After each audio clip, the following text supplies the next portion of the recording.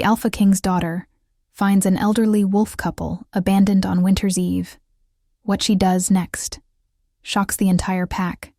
The winter wind howled through the dense forests of northern Montana, carrying with it the bite of December's cruelest cold. Snow fell in thick blankets across the mountainous terrain, transforming the wilderness into a treacherous white expanse where only the strongest dared to venture. In the heart of this unforgiving landscape stood the great hall of the Black Ridge Pack, a fortress carved from ancient timber and stone, where Alpha King Marcus ruled with an iron fist tempered by wisdom earned through decades of leadership. His daughter, Elena, stood at the towering windows of her chambers, watching the storm intensify as darkness crept across the sky. At 23, she possessed her father's commanding presence, but her mother's compassionate heart, a combination that often put her at odds with the pack's more traditional members. Her long dark hair fell in waves past her shoulders, and her gray eyes reflected the swirling snow outside. She had always felt a deep connection to the vulnerable, a trait some considered weakness in a future alpha. The pack gathered in the great hall below, their voices rising in celebration of the winter solstice. Fires roared in massive hearths, casting dancing shadows across the assembled wolves who feasted and laughed, grateful for the warmth and abundance that their territory provided. But Elena couldn't shake the feeling that pulled at her chest, urging her away from the festivities and into the storm. Before joining the celebration, I invite you to subscribe to our channel and leave a comment telling us where you're watching from. Your support means everything to us. Now, let's continue with Elena's journey. "You're not going out there," her father's deep voice rumbled behind her. Marcus stood in the doorway, his broad shoulders filling the frame, his silver-streaked beard giving him a distinguished appearance that commanded respect. "The storm is too dangerous, even for you." Elena turned to face him, her jaw set with determination. "Something's wrong. I can feel it." Marcus sighed, recognizing the stubborn streak she had inherited from him. "Your instincts have served you well, but tonight is about unity and celebration. The pack needs to see their future leader among them." "The pack needs a leader who doesn't ignore her intuition," Elena countered gently. "You taught me that." A moment of understanding passed between them. Marcus stepped closer, placing a weathered hand on her shoulder. "Take 2 guards with you, and be back before the moon reaches its peak." Elena nodded, already moving toward her heavy winter cloak. She knew better than to venture into a Montana blizzard unprepared. Within minutes, she had dressed in thick furs and boots lined with wool, and secured a knife at her belt. 2 of the pack's most trusted warriors, Jacob and Sarah, met her at the entrance, their expressions questioning but loyal. The cold hit them like a physical force as they stepped outside. The wind tore at their clothing, and the snow fell so heavily that visibility dropped to mere feet. Elena led them into the forest, following the invisible thread that pulled at her consciousness. Her companions exchanged worried glances but said nothing, trusting in their future alpha's judgment, even as the storm worsened around them. They had been walking for nearly an hour when Elena suddenly stopped, her hand raised in warning. Through the driving snow, she could make out the dark shape of what appeared to be a crude shelter, little more than branches leaned against a fallen log. But it was what lay huddled beneath it that made her heart clench. 2 figures, so still they might have been mistaken for part of the landscape, lay curled together beneath the inadequate covering.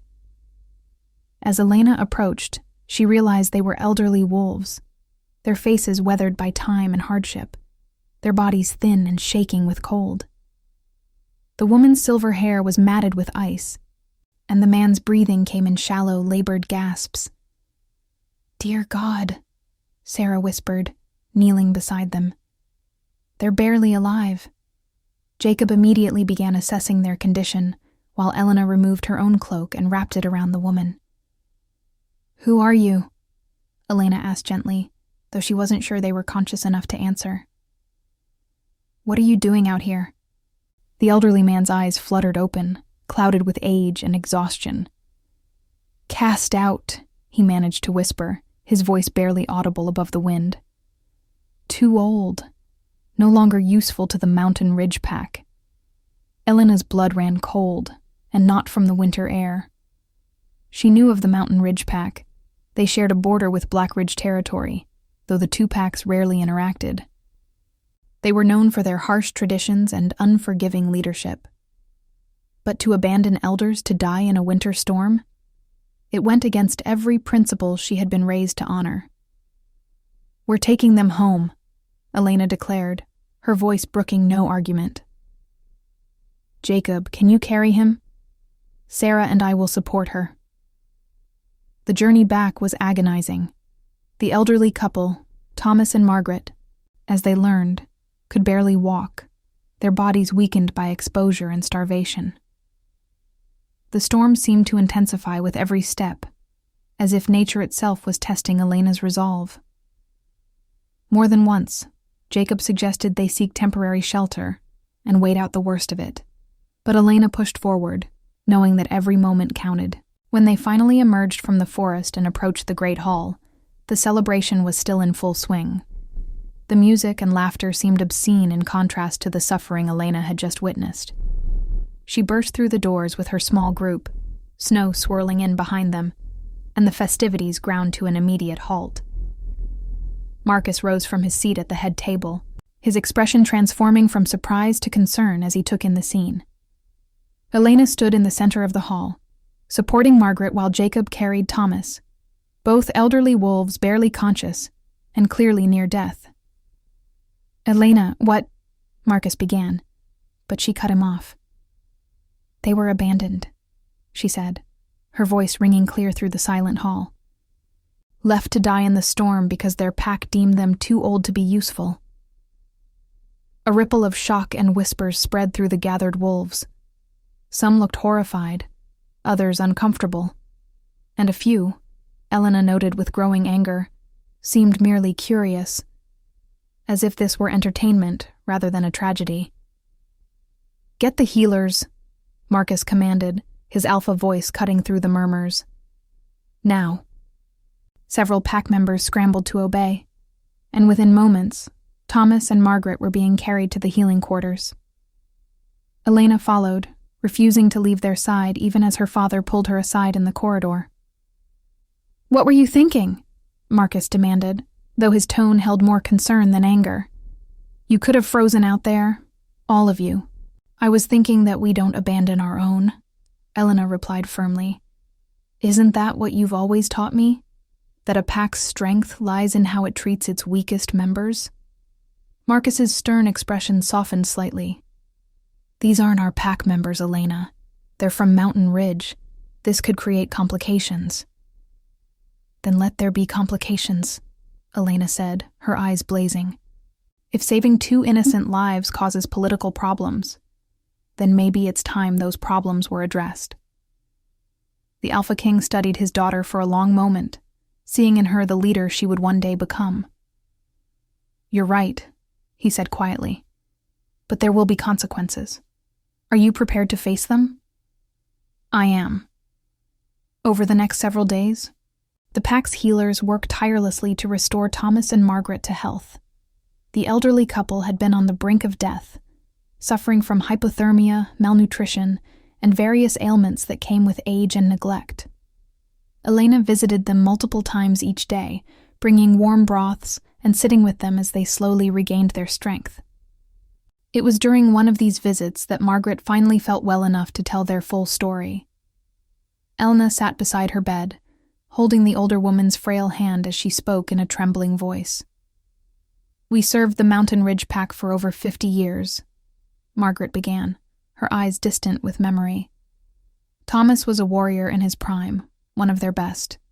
I worked in the healing quarters, bringing countless pups into this world and tending to wounded fighters. We gave everything to that pack." Thomas, sitting up in the bed beside his wife, continued the tale. "But 3 years ago, I took an injury in a territorial dispute. My leg never healed properly. I couldn't fight anymore, couldn't hunt like I used to.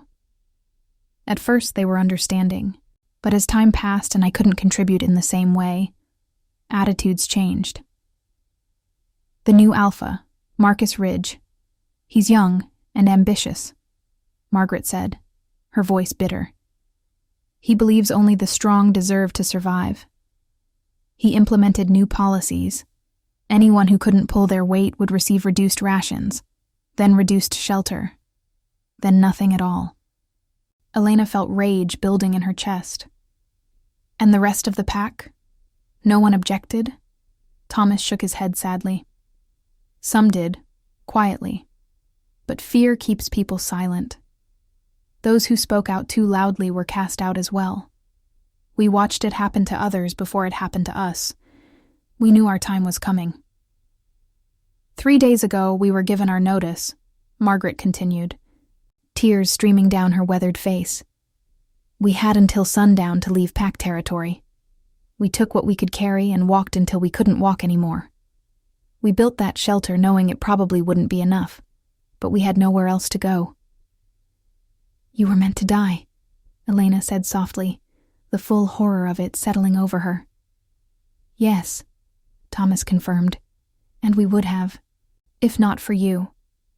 You saved our lives, and we can never repay that debt. Elena squeezed Margaret's hand gently. You don't owe me anything. What was done to you was wrong, and I won't stand by while it continues. News of the rescued elderly couple spread quickly through both packs. Within days, a messenger arrived from Mountain Ridge, demanding an audience with Alpha King Marcus. The pack gathered in the Great Hall once again, this time with an air of tension rather than celebration. Alpha Marcus Ridge was indeed young, perhaps 30 at most, with sharp features and cold blue eyes that assessed everything with calculating precision. He stood before Marcus's throne with an entourage of his strongest warriors, his posture radiating arrogance. Alpha King Marcus, he began, his voice smooth and controlled. I've come to retrieve what belongs to my pack. 2 of our members were found within your territory. I trust they've been adequately cared for, but it's time they returned home. Elena, standing beside her father's throne, couldn't contain her outrage. Returned home? You cast them out to die. Marcus Ridge's cold gaze turned to her, and a slight smirk played at his lips. I don't believe we've been formally introduced, though I've heard much about the passionate Princess of Blackridge. What occurs within my pack's governance is not your concern, young one. It became my concern when I found them freezing to death in a blizzard, Elena shot back, stepping forward despite her father's warning hand on her arm. You didn't just cast them out. You sentenced them to death. I implemented necessary reforms, Ridge replied coolly. Resources are limited. It makes no sense to waste them on those who can no longer contribute to the pack's strength and prosperity. A murmur of shock and disgust rippled through the Blackridge wolves. Marcus stood, his presence filling the hall with alpha authority that made even Ridge's warriors shift uncomfortably. There is no reform in cruelty, Marcus said, his voice deadly calm. There is no strength in abandoning those who have served you faithfully. You speak of wasting resources, but what you've done is waste lives, lives that held wisdom, experience, and value beyond mere physical strength. Ridge's smirk faded. With respect, Alpha King, you have no authority to question how I lead my pack. I've come as a courtesy to inform you that those 2 wolves are still members of Mountain Ridge and must return. They are members of Blackridge now, Elena declared. They've requested sanctuary, and we've granted it. The statement hung in the air like a challenge. Ridge's eyes narrowed dangerously. You would harbor deserters? We would protect the innocent, Marcus confirmed, standing beside his daughter in a show of united front. Thomas and Margaret have been welcomed into our pack. They will live out their days here, in comfort and dignity. That is our decision. Ridge took a step forward, his warriors tensing behind him. This is an act of aggression. You're interfering with another pack's internal affairs and sheltering those who were lawfully expelled. There is no law that justifies what you've done, Elena countered. And if you're looking for aggression, try looking in a mirror. You came here expecting us to return 2 people to their deaths. That's not going to happen." The standoff continued for several tense moments.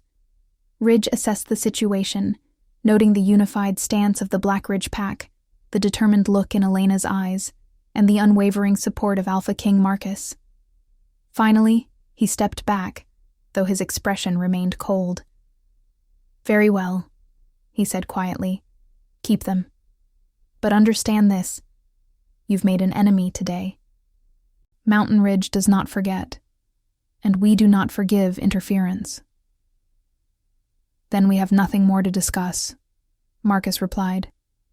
"You may leave our territory. Now." Ridge and his warriors departed, but the tension remained long after they'd gone.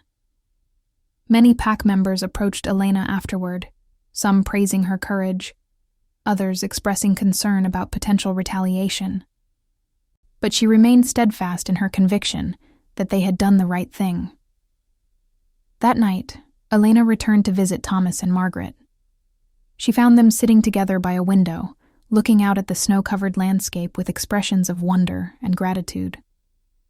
"We heard what happened in the Great Hall," Thomas said as Elena entered. "The entire healing quarters was talking about it. You stood up to Alpha Ridge for us."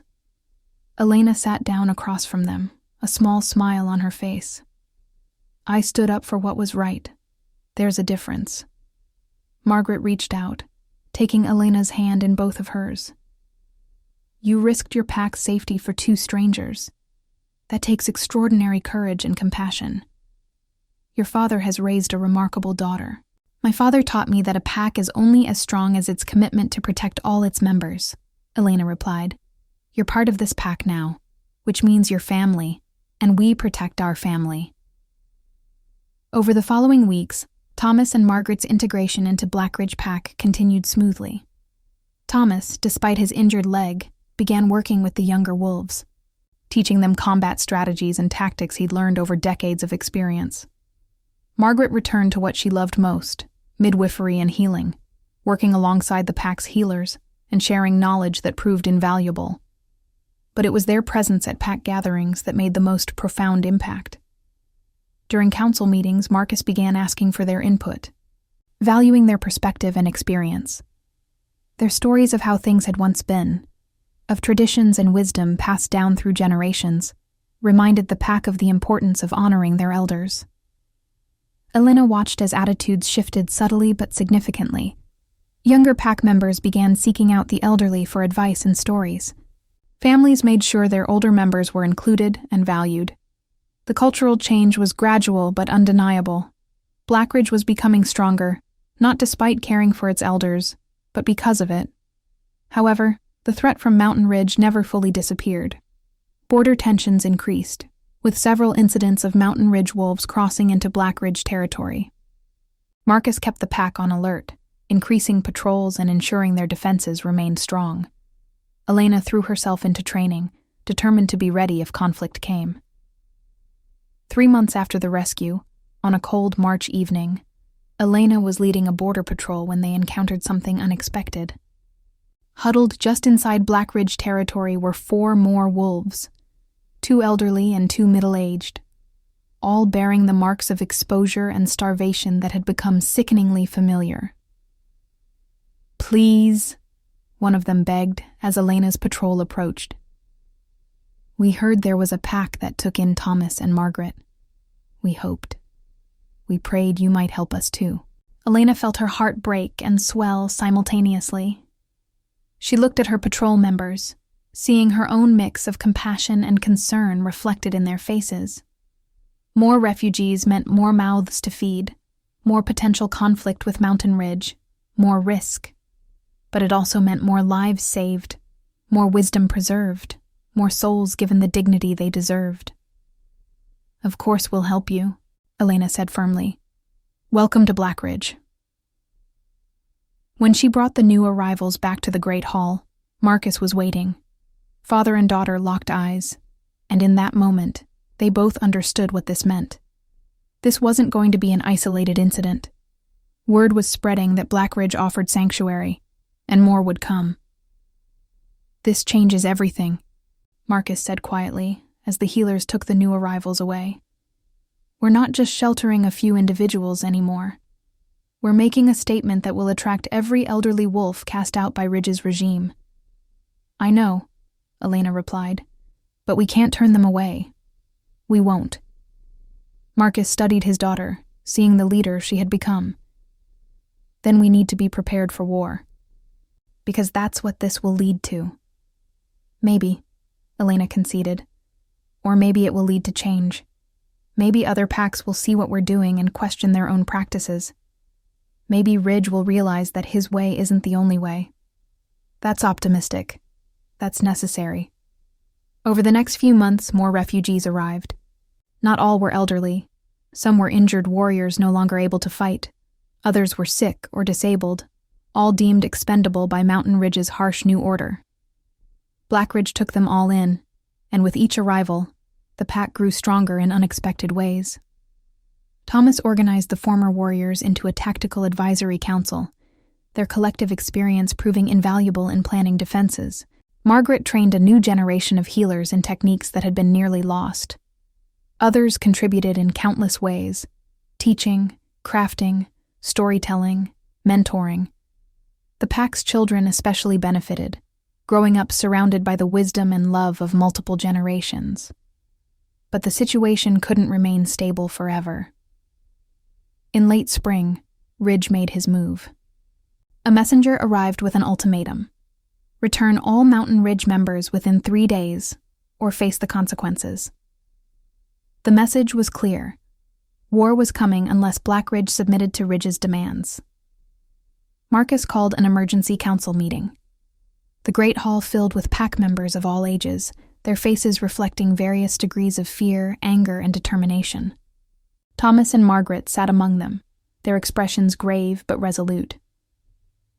We should go back, Thomas said, his voice heavy. We can't let you fight a war on our behalf. No, Elena said firmly, standing to address the entire assembly. That's exactly what Ridge wants, for us to be divided, to choose safety over principle. But that's not who we are. She moved to the center of the hall, her voice growing stronger. When I found Thomas and Margaret in that storm, I could have walked past. It would have been easier, safer. But I didn't. Because that's not what we do in Black Ridge. We don't abandon people when they need us most. We don't measure worth by physical strength alone. We don't discard those who have given us everything just because they can't give anymore. Murmurs of agreement rippled through the crowd. Elena continued. Ridge thinks we're weak because we care. He thinks compassion is a liability. But he's wrong. Every person in this hall, young, old, strong, injured, has value, has purpose, has something to contribute. That's what makes us strong. That's what makes us a real pack. Sarah, one of the warriors who had helped with the initial rescue, stood up. The princess is right. I vote we stand our ground. As do I, Jacob added, rising beside her. One by one, pack members stood, young warriors and gray-haired elders, healers and hunters, families with children. Within minutes, the entire hall was on its feet, united in their decision to protect their own, regardless of the cost. Marcus looked at his daughter with undisguised pride. It seems the decision is made. We stand together. The next 3 days were spent in intense preparation. Warriors trained and strategized, utilizing the tactical knowledge of the elderly veterans. Healers stockpiled supplies and prepared emergency stations. Families fortified their homes and created safe spaces for children and those unable to fight. The entire pack moved with coordinated purpose, everyone contributing according to their abilities. Elena found herself in the war room with her father, Thomas, and the pack's military leaders, studying maps and planning defensive positions. Thomas's insights proved crucial. He knew Mountain Ridge's territory, their typical strategies, their likely approach vectors. Ridge will come at dawn, Thomas predicted, pointing to a map. He favors surprise attacks when his enemy's guard is down. He'll bring his full force, probably around 200 warriors. We have fewer, Marcus observed. Maybe 150 capable fighters. But we have better tactical positioning, Elena countered. We know this territory better than they do. And we're fighting for something more than territory or pride. We're fighting for our family. The night before the expected attack, Elena walked through the pack grounds, checking on preparations, but also saying quiet goodbyes to those she loved, just in case. She found Margaret in the healing quarters, working despite the late hour. You should rest, Elena said gently. Margaret looked up, her eyes tired but alert. I'll rest when this is over. Right now, I need to make sure everything is ready to save lives. Because no matter how well we fight tomorrow, people will be hurt. Elena sat down beside her. I'm sorry. This is all my fault. If I had just left you in that forest, then Thomas and I would be dead, Margaret interrupted firmly. Along with the dozens of others who found refuge here. You gave us our lives back, Elena. You gave us hope. Whatever happens tomorrow, that was worth it. But so many could die. Margaret took Elena's hand. People die all the time, child. The question is, what do they die for? I spent 50 years serving a pack that ultimately threw me away like garbage. If I die tomorrow, it will be standing with a pack that values life, that honors dignity, that fights for what's right. There's no comparison. Elena felt tears threatening, but pushed them back. I hope we all survive to see the sunrise. We will, Margaret said with surprising certainty. Because you're going to lead this pack to victory. I've seen your father fight. He's a formidable alpha. But I've seen your heart. And that's even more powerful. Ridge doesn't understand that kind of strength, which is why he's going to lose. Dawn came with surprising stillness. The forest seemed to hold its breath as Blackridge warriors took their positions along the defensive perimeter. Elena stood beside her father on the front lines, her heart pounding, but her hands steady on her weapons. The attack came exactly as Thomas had predicted. A surge of Mountain Ridge warriors flooding out of the forest as the sun broke the horizon. But Blackridge was ready. The battle was fierce and brutal. Ridge's warriors were skilled and numerous, but they were fighting with blind obedience while Blackridge fought with passionate conviction. The defensive positions Thomas had suggested proved devastatingly effective, channeling the attackers into kill zones where Blackridge's smaller force could engage them with maximum advantage. Elena fought like a whirlwind, her training and natural ability combining with fierce protective instinct. She saw her father battling Ridge himself in the center of the chaos, two alphas locked in combat that would determine the fate of both packs. The turning point came unexpectedly. A group of Mountain Ridge warriors broke through the defensive line and headed straight for the healing quarters where the elderly and injured had taken shelter. Elena intercepted them, standing alone between them and their targets. You'll have to go through me, she declared, her voice carrying across the battlefield. The attackers hesitated. Behind Elena, the doors of the healing quarters opened, and Thomas emerged despite his injury, followed by others who had been sheltered there. Elderly warriors taking up arms one last time, wounded fighters refusing to hide while their pack bled for them. And through us, Thomas added, his voice strong despite his years. The sight of it, a young princess standing with elderly warriors, all willing to die to protect each other, rippled through the battlefield. Several Mountain Ridge wolves stopped fighting, uncertainty crossing their faces. Was this really what they were fighting for? To kill those who simply wanted to live with dignity? Ridge, locked in combat with Marcus, saw his advantage slipping away. "Don't stop!" he roared at his warriors. "Press the attack!" But the momentum had shifted. More Mountain Ridge wolves hesitated, some even lowering their weapons. The unity and conviction of Blackridge stood in stark contrast to the enforced obedience Ridge demanded. Marcus seized the moment of distraction, landing a devastating blow that sent Ridge crashing to the ground. The Alpha King's boot pressed against Ridge's chest, claws extended toward his throat. "Yield," Marcus commanded. Ridge's eyes blazed with hatred, but he saw his warriors falling back, saw the battle turning against him. Never. "Then you're a fool," Marcus replied. "But I'm not. I won't become like you by killing unnecessarily." He removed his claws from Ridge's throat, but kept him pinned. "This ends now. Take your warriors and leave. Tell them what you saw here today. Tell them that strength isn't just in fighting and power isn't just in domination." Ridge spat blood. "This isn't over." "Yes," Elena said, stepping forward to stand beside her father. "It is. Because you've already lost. Not this battle. You've lost yourself. You've lost what it means to be a true alpha. An alpha protects all their pack, not just the strongest. An alpha leads with wisdom, not just force."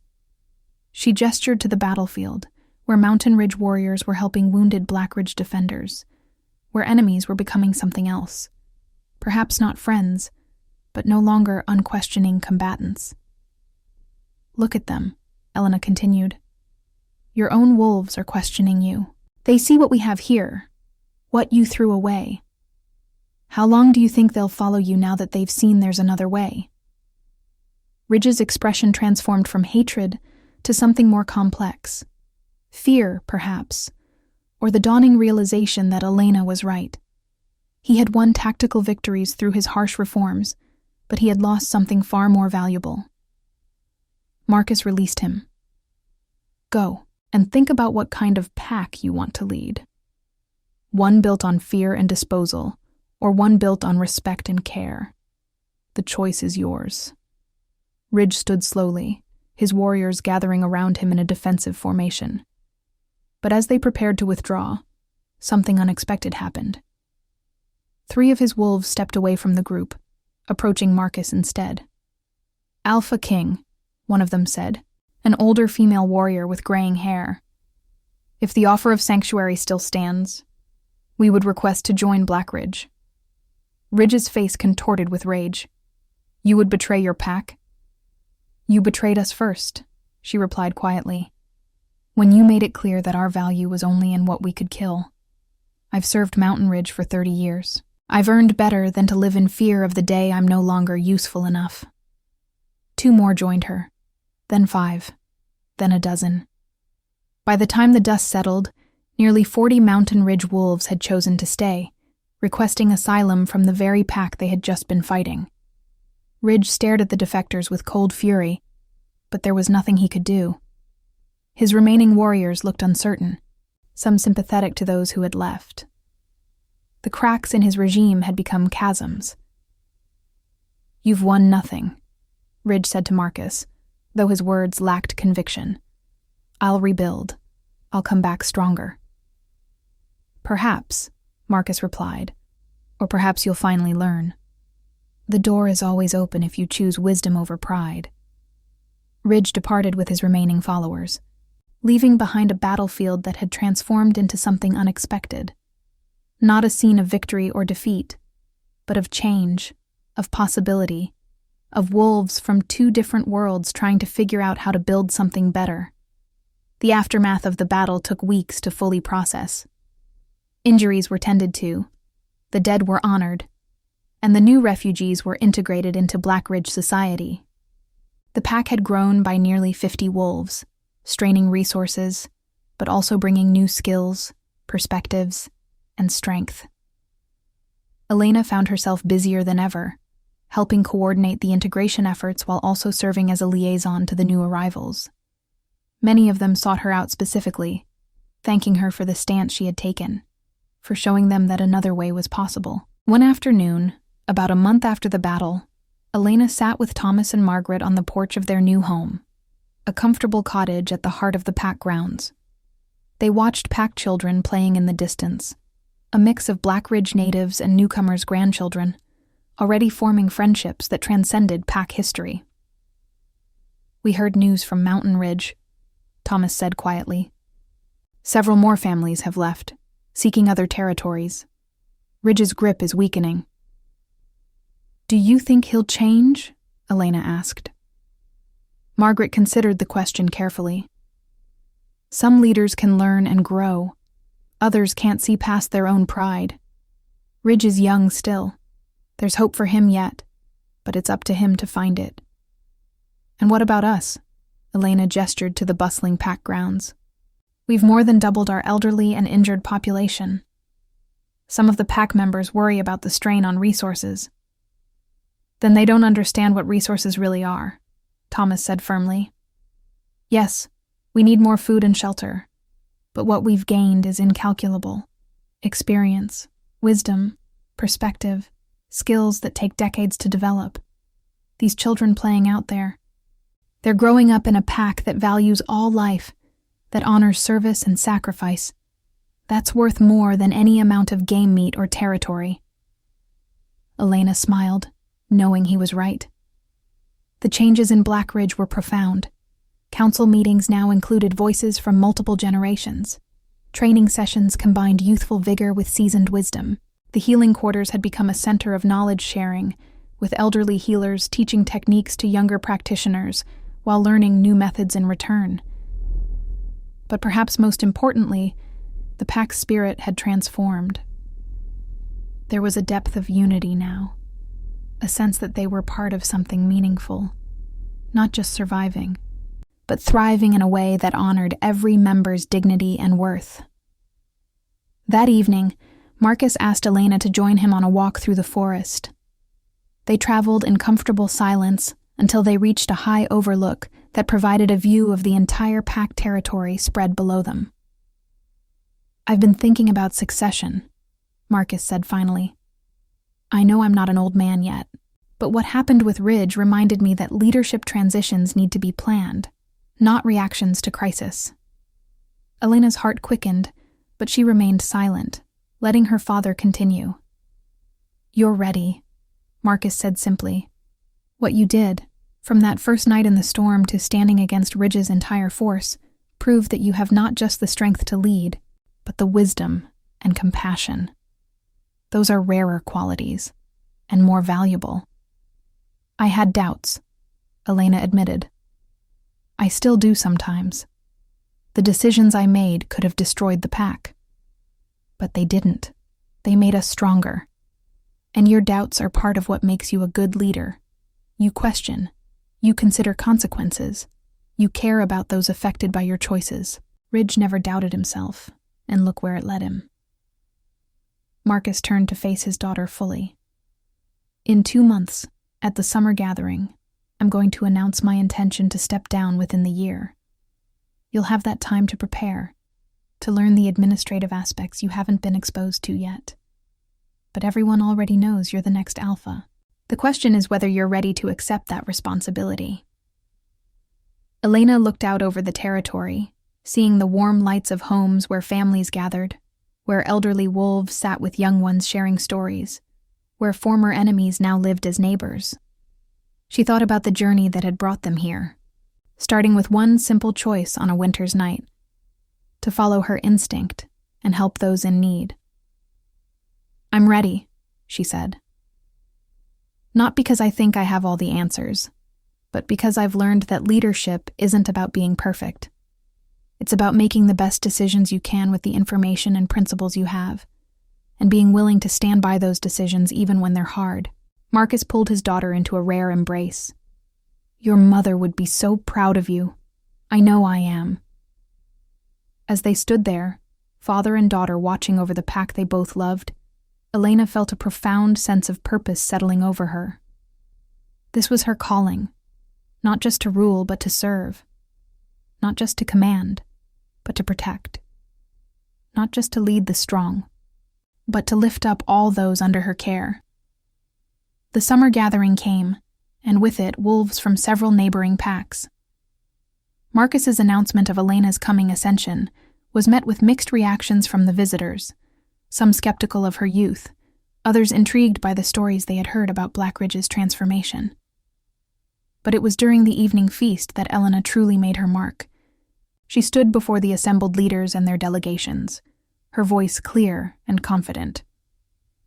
"I know some of you question whether I'm ready to lead," she began. "I'm young, relatively inexperienced in formal politics, and I've made decisions that others might consider reckless or naive. But I want to tell you what I've learned this past year." She gestured to where Thomas and Margaret sat with other Blackridge elders.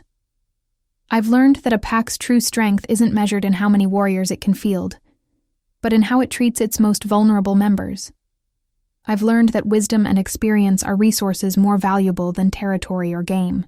I've learned that sometimes the hardest choices, the ones that risk everything, are also the most necessary." Elena's gaze swept across the gathering, meeting the eyes of alphas and their successors.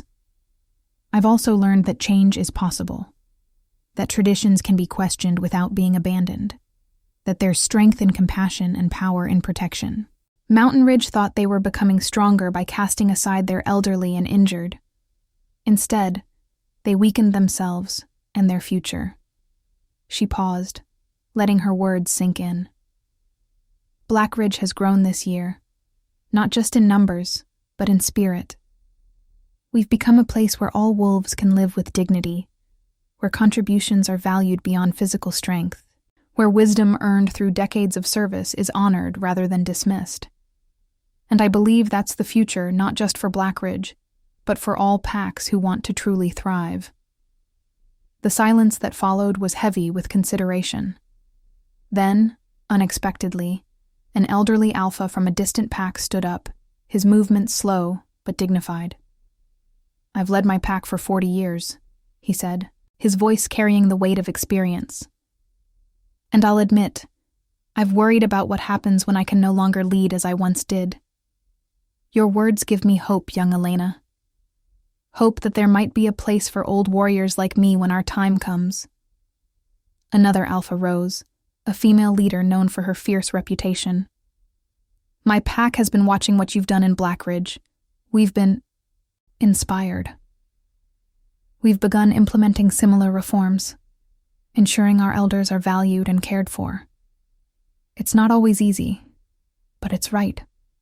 More voices joined in, sharing stories of change, of questioning old practices, of finding new ways to strengthen their packs. Not all agreed. Some leaders remained skeptical or hostile to the idea. But seeds had been planted, and Elena could see the future beginning to take shape.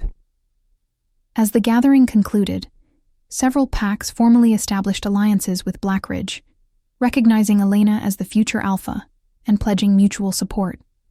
It was a diplomatic victory that strengthened their position and reduced the threat from Mountain Ridge.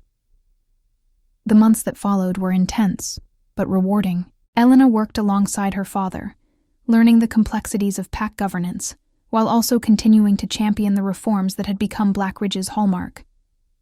She established the Council of Elders, giving formal voice to the pack's oldest members in all major decisions. She created apprenticeship programs that paired young wolves with experienced mentors across all disciplines. The pack thrived under these changes. Population grew as word spread of Blackridge's values, attracting not just refugees, but young families looking for a place where all ages were valued. The territory expanded peacefully through alliances rather than conquest. Trade relationships flourished as other packs recognized Blackridge's stability and innovation, but perhaps the most profound changes were the personal ones. Elena watched as wolves who had arrived broken and hopeless found purpose and joy again. She saw Thomas teaching combat strategy to young warriors, who hung on his every word.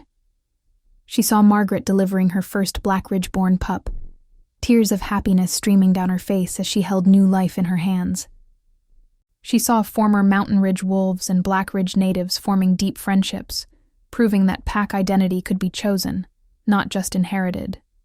And through it all, Elena felt herself growing into the leader she was meant to be, not despite her compassion, but because of it.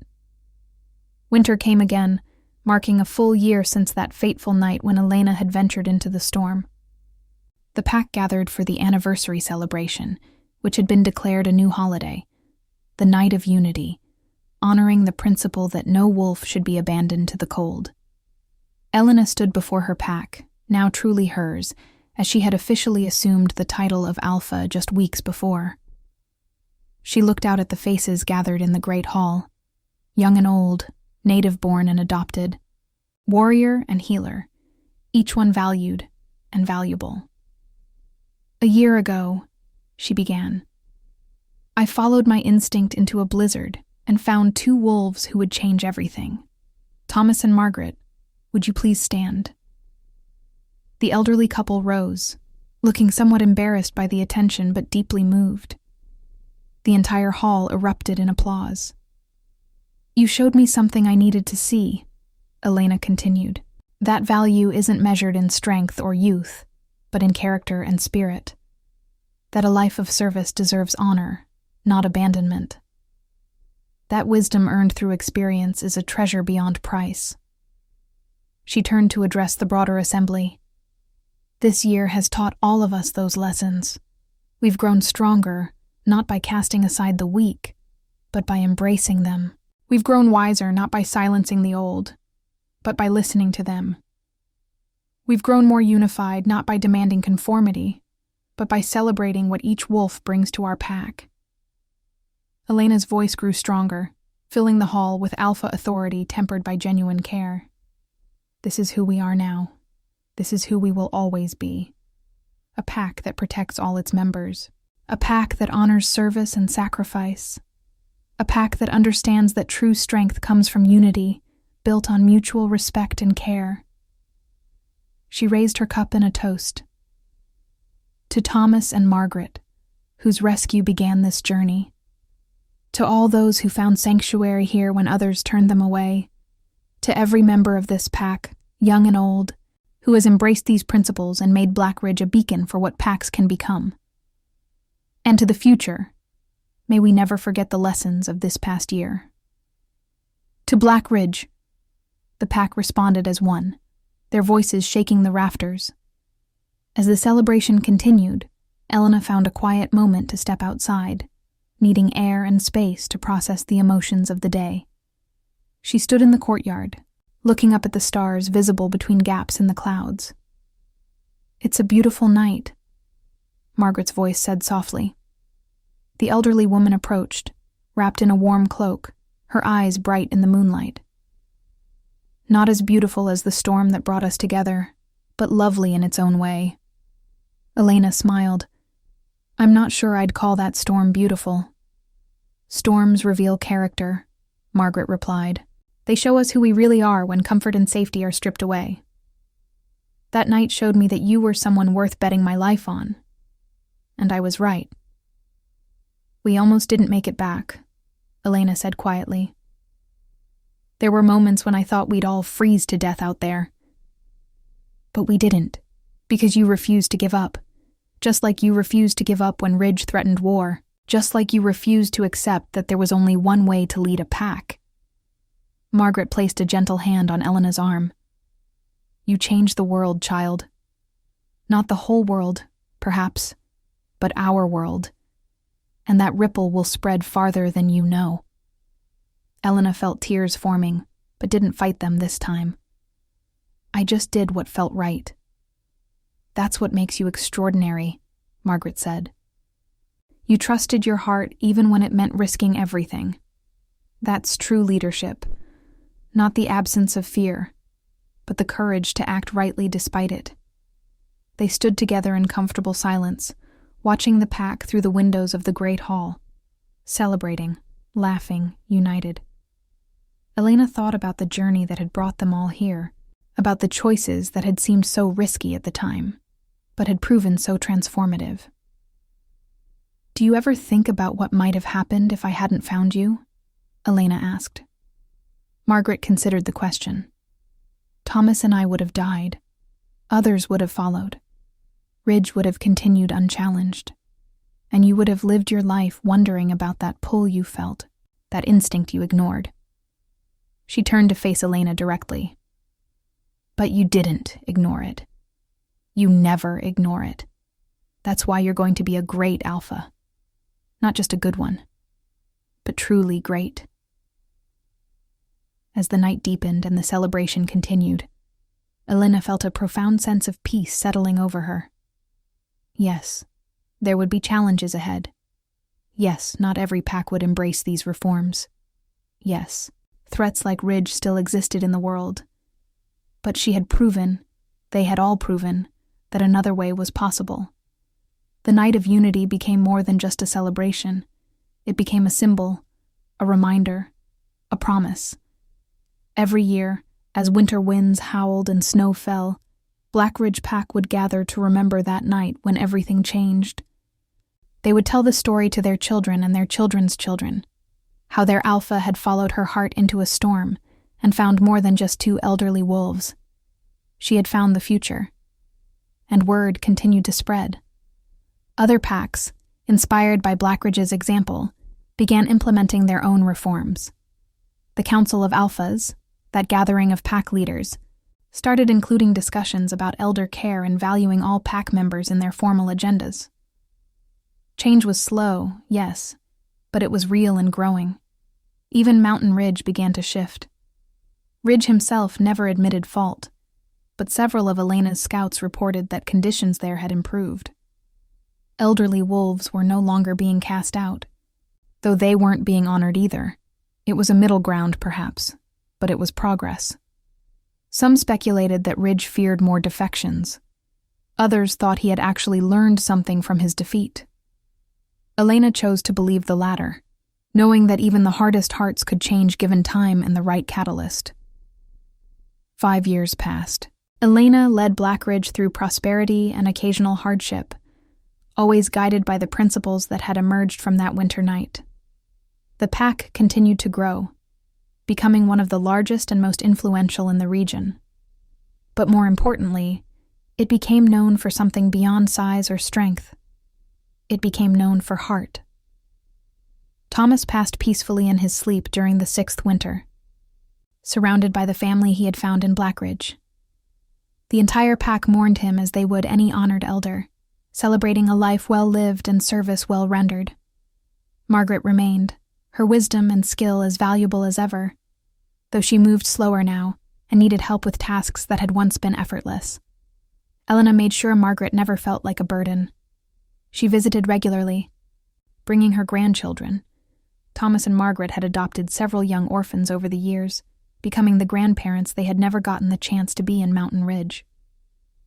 The elderly healer remained sharp as ever mentally, still advising younger healers and delivering the occasional pup when her experience was needed for difficult births. It was during one of these visits that Margaret asked Elena a question that went to the heart of everything. They sat in Margaret's cottage, warm tea steaming between them, as snow fell softly outside. "Do you ever regret it?" Margaret asked. "That night you went into the storm? Everything that followed. The conflict, the responsibility, the constant challenges." Elena thought carefully before answering. "I regret the deaths that occurred in the battle with Ridge. I regret that change had to come through conflict rather than peaceful evolution. But regret saving you? Never. Not for a single moment." Margaret smiled, her weathered face creasing with affection. "Good. Because you saved more than just Thomas and me. You saved the soul of your pack. You saved the idea that compassion and strength can coexist. You saved the future for countless wolves who would have been discarded as useless. We saved those things together," Elena corrected gently. "You and Thomas showed me that the system was broken. You helped prove that another way was possible. You've spent these years teaching and healing and contributing in ways that enriched all of us." "Then we make a good team," Margaret said with a twinkle in her eye. "The impulsive young alpha and the stubborn old healer." They laughed together, comfortable in the friendship that had formed over years of mutual respect and shared purpose. And as Elena left that evening, walking through the pack grounds where wolves of all ages moved about their lives in harmony, she felt the deep satisfaction of knowing she had made the right choices.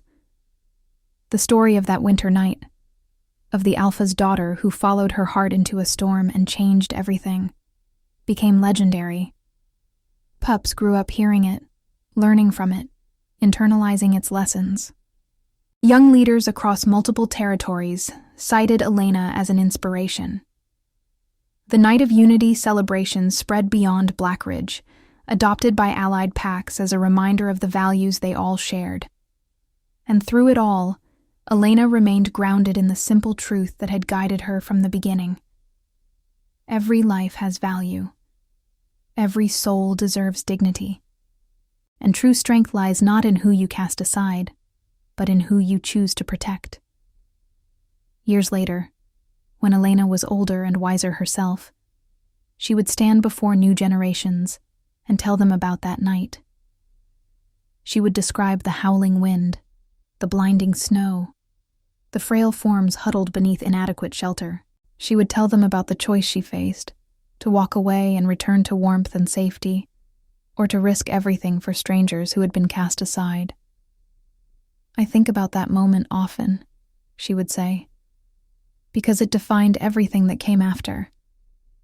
Not because it was a big, dramatic decision made before crowds and councils, but because it was a simple choice made in darkness and cold, the choice to see value where others saw none, to offer help where others offered abandonment, to insist that every life matters regardless of what it can do for you in return."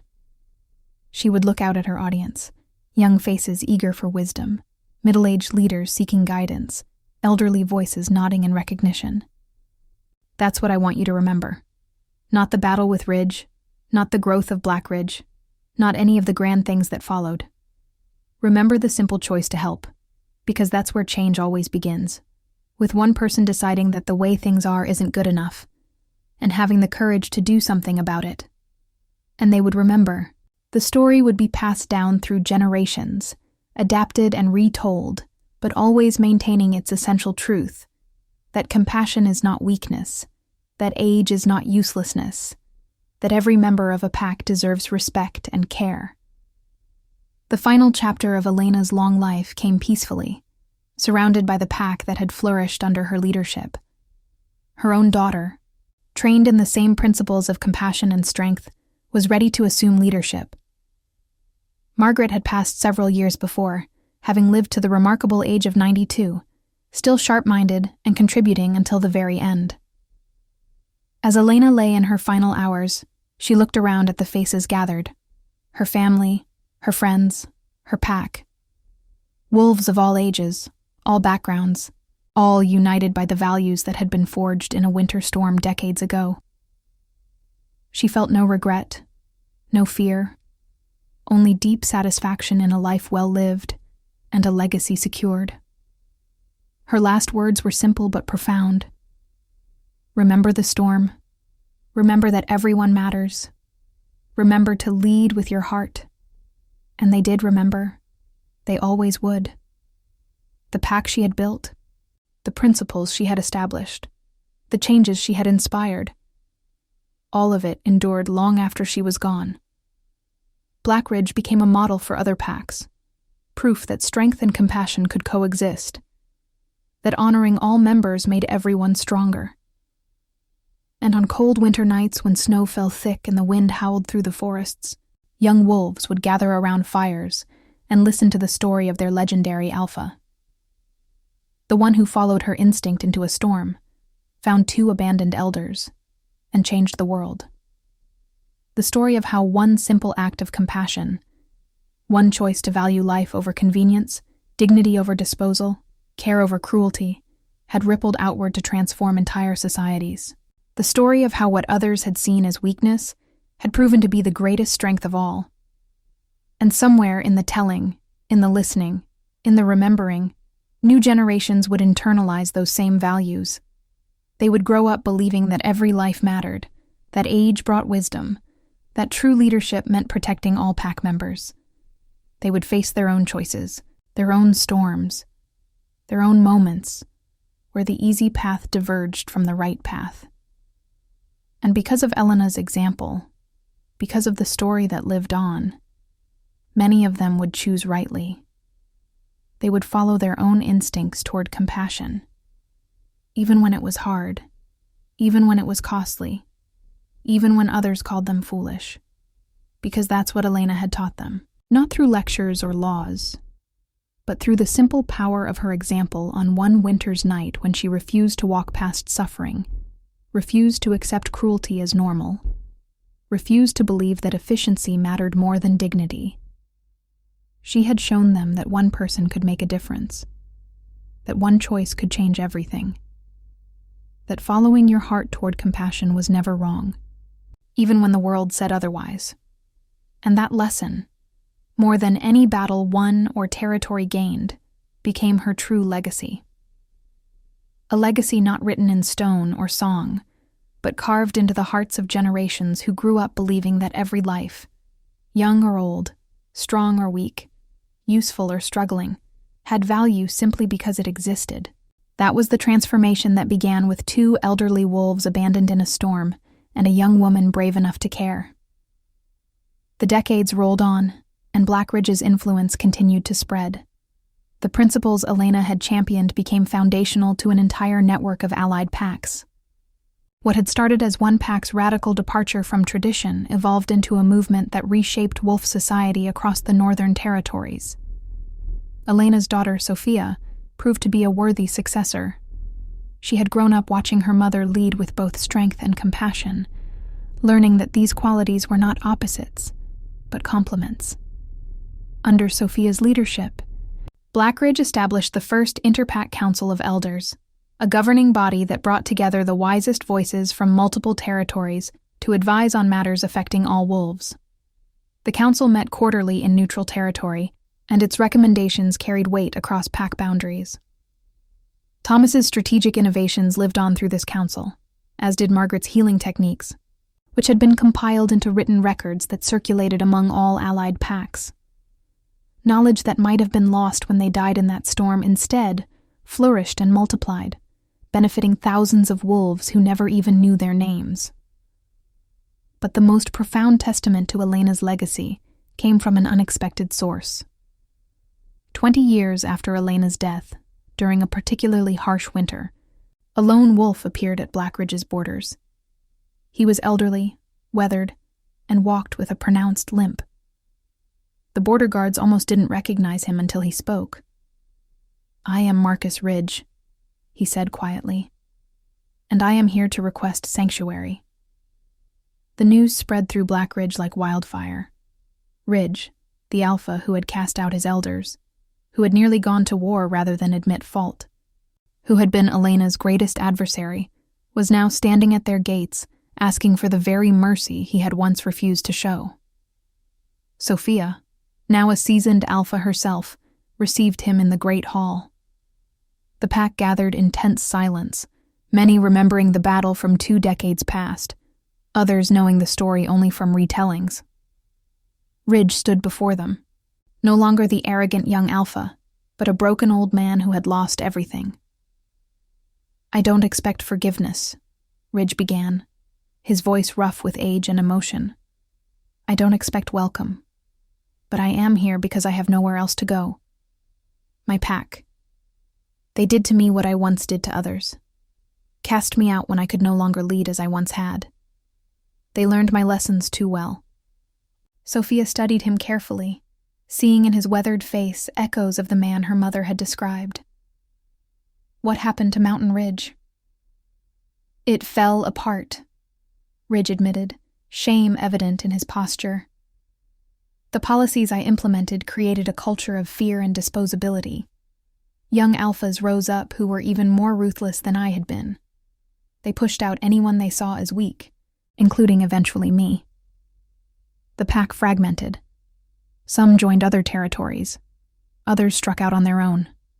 Mountain Ridge exists now only in name, a shadow of what it was." He paused, struggling with emotions that clearly didn't come easily. "I spent years wandering. I saw packs that had embraced the principles your mother taught, places where elders were valued, where strength was measured in more than fighting ability, where everyone had dignity regardless of age or injury.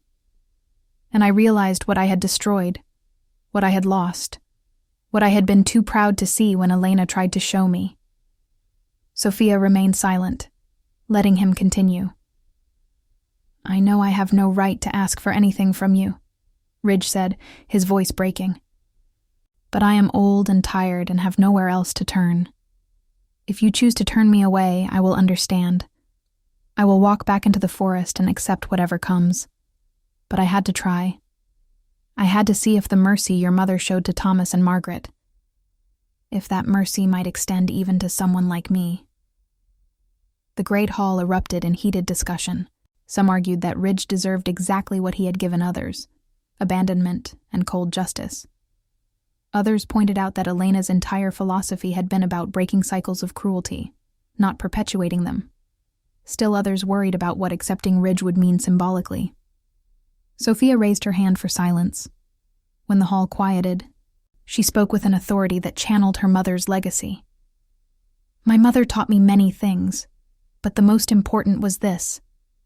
Mercy is not about what people deserve. It's about who we choose to be. She stepped down from her throne and walked to stand before Ridge. Marcus Ridge, you caused immense suffering. You nearly destroyed your own pack through policies that valued strength over compassion. You threatened war rather than admit you were wrong. Those are facts we cannot and will not forget. Ridge nodded, accepting the condemnation. But, Sophia continued, my mother also taught me that people can change, that wisdom can come late but still has value when it arrives, that we measure ourselves not by how we treat those who deserve our kindness, but by how we treat those who don't. She extended her hand. You are welcome in Black Ridge, not as an honored guest, but as what you are, a refugee seeking shelter. You will work according to your abilities. You will be expected to contribute what you can. You will live under our laws and follow our principles, but you will have dignity, safety, and the opportunity to make whatever amends you can for your past actions. The hall erupted again, this time in mixed reactions. But Sophia's word was law, and gradually the pack accepted the decision, even those who disagreed with it. Ridge lived out his remaining years in Black Ridge, and they were transformative for everyone involved. He spent countless hours with young alphas in training, teaching them about leadership through the lens of his failures. He spoke openly about the mistakes he had made, the pride that had blinded him, the cruelty that had seemed justified in the moment, but had ultimately destroyed everything he had built. I thought strength meant being hard, he told one group of trainees. I thought mercy was weakness, that caring for the old and injured made a pack vulnerable. I was wrong about everything. The hardest thing I ever had to learn was that true strength comes from protecting all your pack members, especially those who can't protect themselves. His testimony became a powerful teaching tool. Young wolves heard directly from someone who had walked the path of cruelty and found it led only to ruin. They saw in his weathered face and broken spirit the consequences of valuing power over compassion. And they learned that it was never too late to change, never too late to choose differently. Ridge also made personal amends where he could. He sought out former Mountain Ridge wolves who had found sanctuary in Black Ridge, apologizing individually for the suffering he had caused. Not all forgave him. Some wounds were too deep, but many appreciated the acknowledgement of harm, the recognition that what had been done to them was wrong. When Ridge died 5 years after arriving in Black Ridge, Sophia gave him a respectful burial alongside other pack members. At his funeral, she spoke words that captured the complexity of his legacy. Marcus Ridge was both villain and victim. Villain for the cruelty he inflicted, victim of his own pride and the toxic culture it created, Sophia said. But in his final years, he showed us something valuable. He showed us that redemption is possible, that people can learn from their mistakes, that admitting fault takes a courage all its own. She looked out at the assembled pack. We don't honor him for what he did. We honor the principle that my mother established, that every life has value, that mercy is strength, that we judge ourselves by how we treat even those who have harmed us. Ridge's presence here these past years reminded us daily why our way is right, why compassion matters, why we must never become what he once was. The story of Ridge's redemption became the final chapter in Elena's legend, proof that her principles could extend even to her greatest enemy. that the cycle of cruelty could truly be broken, that mercy could triumph over vengeance. But beyond individual stories, the broader changes Elena had initiated continued to reshape wolf society. The Interpack Council of Elders grew in influence, mediating disputes and sharing innovations. Several packs formed a confederation based on shared values of protecting all members, creating a network of mutual support that made everyone stronger. Medical knowledge advanced significantly as healers from different packs collaborated, sharing Margaret's techniques and building upon them. The average lifespan of wolves increased by several years. Survival rates for difficult births improved dramatically. Treatments for conditions that had once been death sentences became routine. Educational systems evolved too. Young wolves received training not just in hunting and fighting but in governance, healing, diplomacy, and the philosophical principles that underpinned healthy pack society. They learned history not as a list of battles won and territories claimed, but as a story of social evolution, how attitudes toward the vulnerable had changed, what those changes had cost, and why they were worth preserving. And always, at the center of every lesson, every story, every guiding principle, was that winter night when Elena had followed her instinct into a storm. Teachers would begin their lessons by asking students, "What would you have done? Would you have helped, knowing it might cost you everything? Would you have walked past, choosing safety over mercy?" The question had no single right answer that students could memorize. Instead, it forced each young wolf to examine their own values, to consider what kind of pack member they wanted to be, what kind of leader they might become.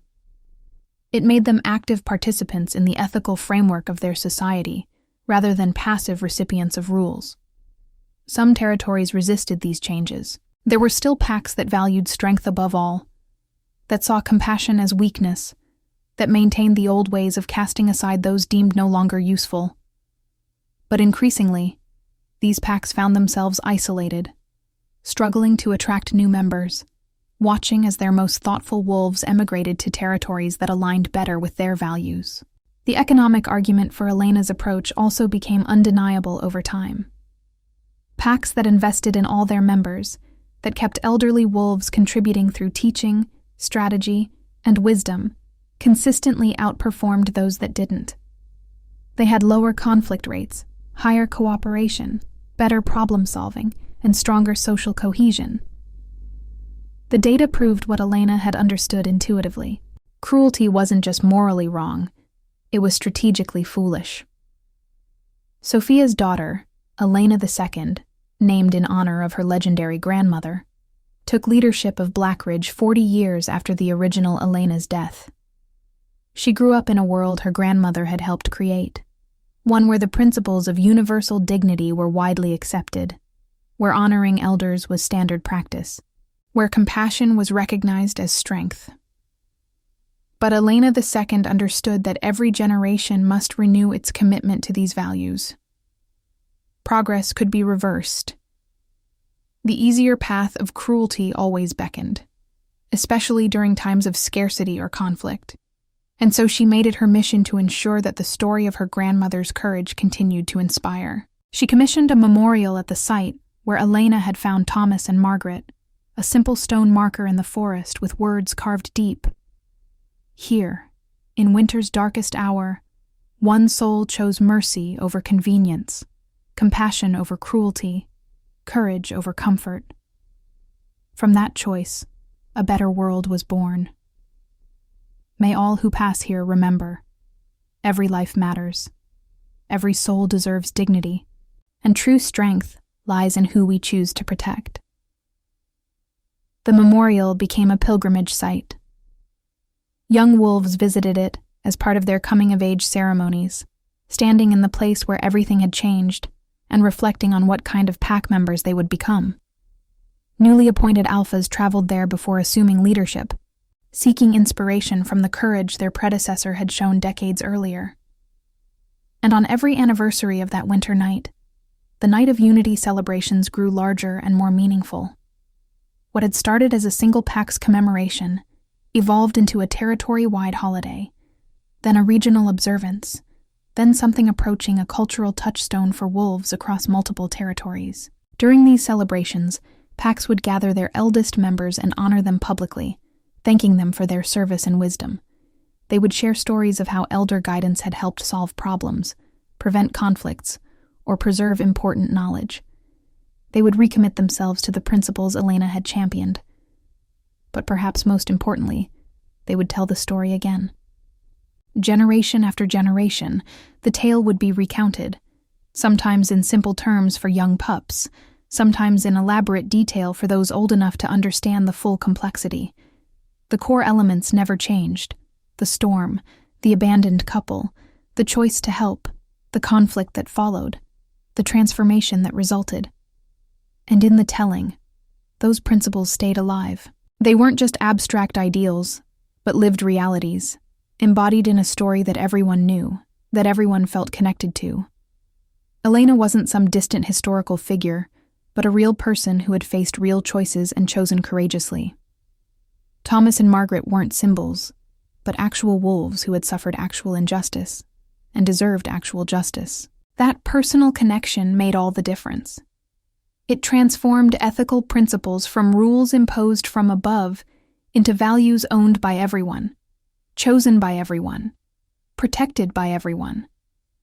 The wolf world that existed a century after Elena's death would have been unrecognizable to the one she had been born into. The casual cruelty toward the elderly and injured that had once been common was now widely condemned. Packs competed not in who had the most warriors, but in who provided the best quality of life for all members. Alliances formed around shared values rather than mere strategic advantage. Problems remained, of course. Some territories still clung to old ways. Resources were still sometimes scarce. Conflicts still arose. But the framework for addressing these challenges had fundamentally changed. Where once the default answer to scarcity was abandonment, now it was cooperation. Where once age was seen as burden, now it was valued as asset. Where once compassion was considered weakness, now it was recognized as essential strength. And it all traced back to one winter night. One impossible choice. One young woman who refused to accept that cruelty was inevitable. The historians and scholars who studied this period of transformation often debated what had made Elena's approach so successful when similar efforts in the past had failed. Some credited her timing.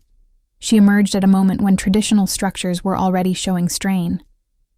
Others pointed to her political skill in building alliances and managing threats like Ridge. Still others emphasized the power of the story itself: the dramatic rescue, the confrontation, the redemption. But perhaps the truest answer was simpler. Elena succeeded because she genuinely believed what she preached. There was no cynicism in her compassion, no calculation in her mercy. When she said every life mattered, she meant it completely and lived it consistently. That authenticity resonated in ways that purely strategic reforms never could. People followed her, not because they had to, but because they wanted to. They adopted her principles not because they were forced, but because they saw those principles creating the kind of world they wanted to live in. They told her story not because they were instructed to, but because it inspired them, moved them, reminded them of who they wanted to be. And so the legend grew, evolved, endured. Each generation added their own interpretations, their own emphasis, their own connections to contemporary challenges. But the core remained constant. The story of the Alpha King's daughter who found an elderly couple abandoned on winter's eve and chose to act, regardless of cost. That choice, made in darkness and cold, in uncertainty and fear, in the face of tremendous pressure to simply walk away, that choice had rippled outward across space and time, transforming individual lives, entire packs, the structure of society itself. It proved that one person could make a difference, that one moment of courage could change everything, that choosing compassion over cruelty, mercy over vengeance, care over convenience, was never wrong, even when, especially when, it was hard. And on cold winter nights, when storms howled and darkness pressed close, wolves across the northern territories would gather around fires and tell the story one more time. They would speak of Elena and Thomas and Margaret, of courage and compassion, of how a better world had been born from one simple choice to help. And young wolves listening would internalize the lesson, carry it forward, make their own choices when their time came. The story would continue, generation after generation, ensuring that the principles Elena had lived for, that she had nearly died for, would never be forgotten. Because some stories aren't just entertainment. They're instruction manuals for building better worlds. And this was one of those stories.